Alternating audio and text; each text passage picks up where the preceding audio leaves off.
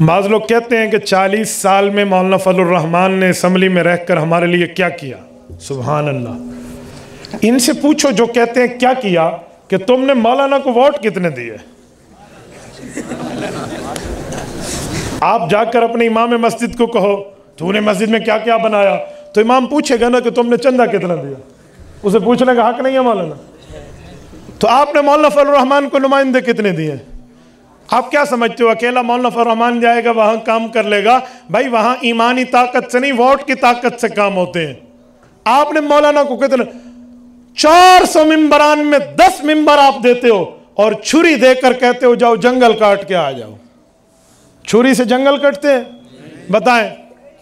اے خدا کے بندے, ایک بڑی سی چھت ہوتی ہے لنٹر ڈالنے کے لیے, مشین آتی ہے, مستری کہتے ہیں ہم ہاتھ سے نہیں ڈالتے, اور تم حضرت مولانا فضل الرحمان کو 10 بندے دے کر کہو جا شریعت نافذ کرا.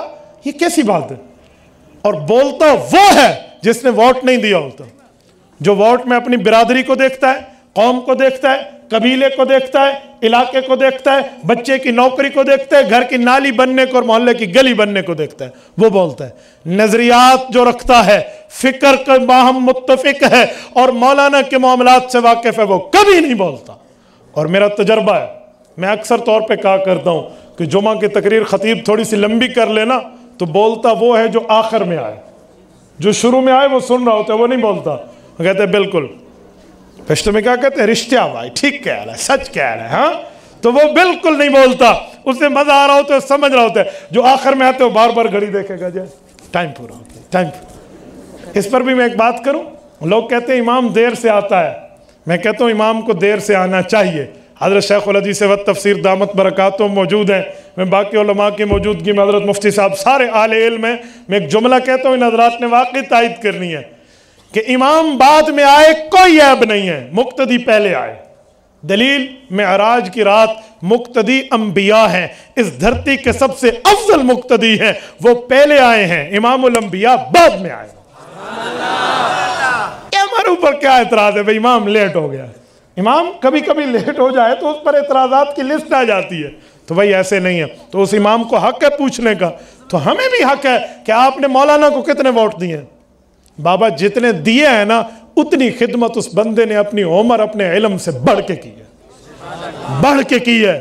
یہ ابھی کارگزاری سنا رہے تھے اسٹیج سیکٹری صاحب, کہاں ہیں ہمارے اسٹیج سیکٹری, پشتو میں سنا رہے تھے. میں بالکل گلابی پشتو سمجھتا ہوں, مجھے پوری پشتو سمجھ نہیں آتی, لیکن میں اتنی سمجھ رہا تھا کہ افریقہ میں جس بندے نے ان کو کارگزاری سنائی ہے وہاں پر کوئی قادیانیوں کا مرکز بنا ہوا تھا اور وہ مسلمانوں میں تبلیغ کر رہے تھے. ایسا ہے مولانا؟ سنیں پھر بتائیں کیوں وہاں پر مفتی محمود رحمت اللہ علیہ کی اسمبلی میں کردار موجود نہیں ہے.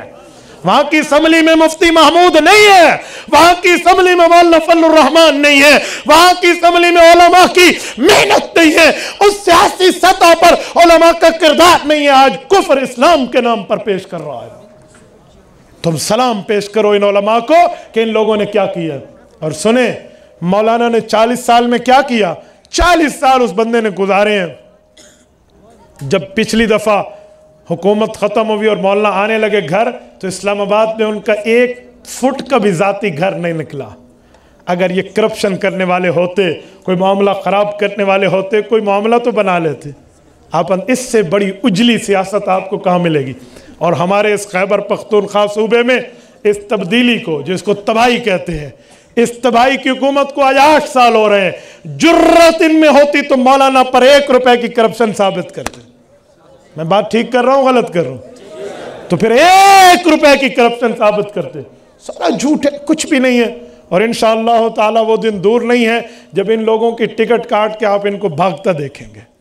تبارك الذي نزل الفرقان على عبده ليكون للعالمين نذيرا.